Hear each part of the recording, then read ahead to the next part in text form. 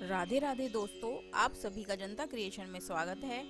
आज हम आपको कार्तिक माह की पहले अध्याय की पहले दिन की कथा सुनाने जा रहे हैं। आज से कार्तिक माह प्रारंभ हो रहा है। कथा को अंत तक जरूर सुनिएगा और अधिक से अधिक शेयर कीजिएगा। कार्तिक का महीना भगवान नारायण का स्वरूप होता है और 12 महीनों में सबसे श्रेष्ठ महीना कार्तिक का महीना माना गया है। जिस प्रकार अधिक मास का पुण्य फल प्राप्त होता है, उसी प्रकार कार्तिक मास का भी पुण्य फल अनंत गुना प्राप्त होता है। इसलिए कार्तिक मास में प्रत्येक दिन जल्दी स्नान करने से, कथाओं का श्रवण करने से, दान पुण्य करने से और अनेक प्रकार की पूजा अर्चना अनुष्ठान करने से आपके जन्म जन्मांतर के पाप नष्ट हो जाते हैं तथा आपके पुण्य का उदय होता है और संसार में सुखों की प्राप्ति होती है। और जब पुण्य का उदय होता है, तब धर्म, अर्थ, काम और अंत समय में मोक्ष की प्राप्ति हो जाती है।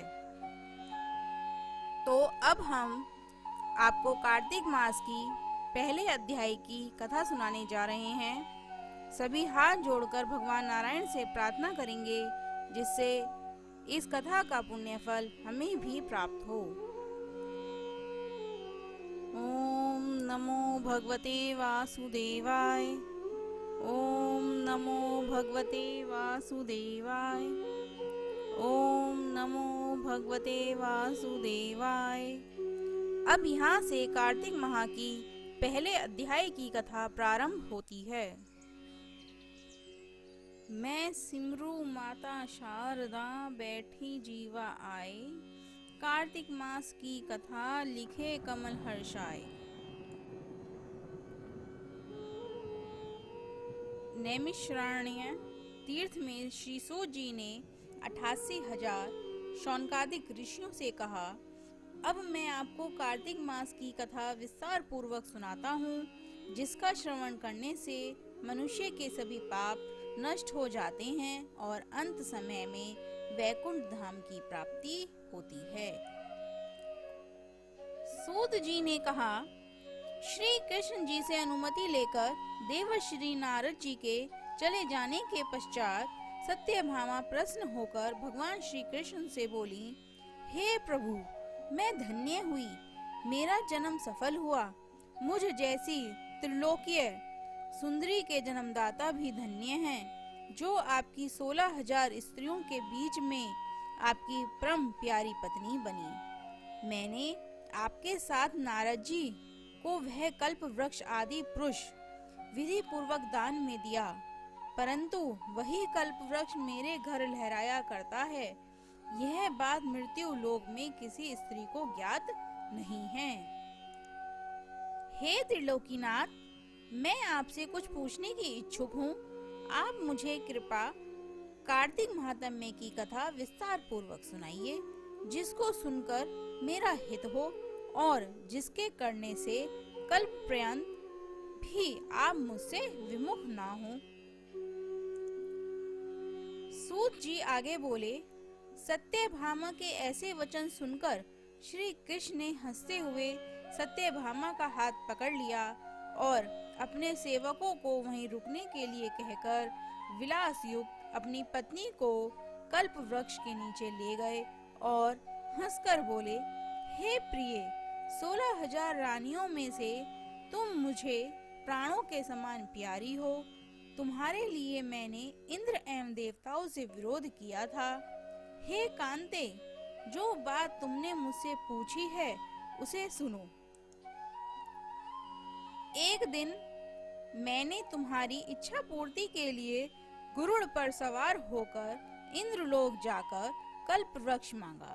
इंद्र द्वारा मना किए जाने पर इंद्र एवं गरुड़ में घोर संग्राम हुआ और गोलोक में भी गरुड़ जी गौओं से युद्ध किया। गरुड़ की चोट से गौ के कान एवं पूंछ कट कर गिरने लगे, जिससे 3 वस्तुएं उत्पन्न हुई। कान से तंबाकू, पूंछ से गोभी और रक्त से मेहंदी बनी। इन तीनों का प्रयोग करने वालों को मोक्ष नहीं मिलता। तब गौओं ने भी क्रोधित होकर गरुड़ पर बार बार वार किए, जिससे उनके 3 पंख टूटकर गिर गए। उनके पहले पंख से नीलकंठ, दूसरे पंख से मोर और तीसरे पंख से चकवा चकवी उत्पन्न हुए।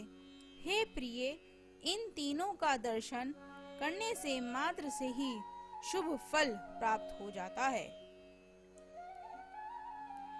यह सुनकर सत्यभामा ने कहा, हे प्रभु, कृपा मुझे मेरे पूर्व जन्म के विषय में बताइए कि मैंने अपने पूर्व जन्म में कौन कौन से दान, व्रत एवं जप किए हैं।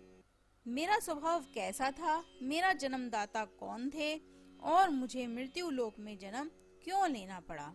मैंने ऐसे कौन से पुण्य कर्म किए थे जिससे मैं आपकी अर्धांगिनी हुई। श्री कृष्ण जी ने कहा, हे प्रिय, अब मैं तुम्हारे द्वारा पूर्व जन्म में किए गए पुण्य कामों को विस्तार पूर्वक कहता हूँ, उसे सुनो। पूर्व समय में सतयुग के अंत में मायापुरी में अत्रि गोत्र में वेद वेदांत का ज्ञाता देव शर्मा नामक एक ब्राह्मण निवास करता था। वह प्रतिदिन अतिथियों की सेवा, हवन और सूर्य भगवान का पूजन किया करता था। वह सूर्य के समान तेजस्वी था। वृद्ध अवस्था में उसे गुणवती नामक कन्या की प्राप्ति हुई। उस पुत्रहीन ब्राह्मण ने अपनी कन्या का विवाह अपने ही चंद्र नामक शिष्य के साथ कर दिया। वह चंद्र को अपने पुत्र के समान मानता था और चंद्र भी उसे अपने पिता की भांति सम्मान देता था। एक दिन वे दोनों कुश व समीधा लेने के लिए जंगल में गए। जब वे हिमालय की तलहटी में भ्रमण कर रहे थे, तब उन्हें एक राक्षस आता हुआ दिखाई दिया। उस राक्षस को देखकर भय के कारण उनके अंग शीतल हो गए और वे वहां से भागने में भी असमर्थ हो गए। तब उस काल के समान राक्षस ने उन दोनों को मार डाला। क्योंकि वे धर्मात्मा थे, इसलिए मेरे पार्षद उन्हें मेरे वैकुंठ धाम में मेरे पास ले आए। उन दोनों द्वारा आजीवन सूर्य भगवान की पूजा किए जाने के कारण मैं दोनों पर अति प्रसन्न हुआ। गणेश जी, शिव जी, सूर्य व देवी, इन सब की पूजा करने वाले मनुष्यों को स्वर्ग की प्राप्ति होती है।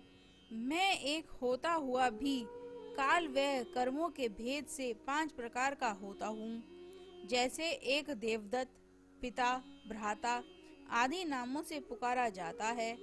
जब वे दोनों विमान पर आरूढ़ होकर सूर्य के समान तेजस्वी, रूपवान, चंदन की माला धारण किए हुए मेरे भवन में आए, तो वे दिव्य भोगों को भोगने लगे। कार्तिक मास की पहले अध्याय की कथा यहीं पर समाप्त होती है। आगे की कथा हम अगले अध्याय में सुनेंगे। ओम नमो भगवते वासुदेवाय। ओम नमो भगवते वासुदेवाय। ओम नमो भगवते वासुदेवाय। जय जय श्री राधे राधे। दोस्तों, अगर आपने अभी तक हमारा चैनल सब्सक्राइब नहीं किया है तो जल्दी से कर दीजिए और हाँ, बेल आइकन जरूर दबाएं, जिससे हमारी आने वाली नई वीडियोस की नोटिफिकेशन आपको मिलती रहे।